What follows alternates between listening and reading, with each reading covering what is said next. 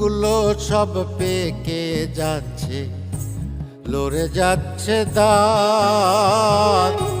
খাবারে আর পাই না আমি আগের মতো স্বাদ। চুলগুলো সব পেকে যাচ্ছে, লড়ে যাচ্ছে দাঁত।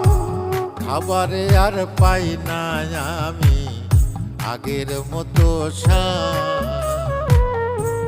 গেল কই বাহাদুরি পূর্ণিমারি চাঁদ। মরণ বুঝি ডাকিতাছে বাড়াইয়া তার হাত।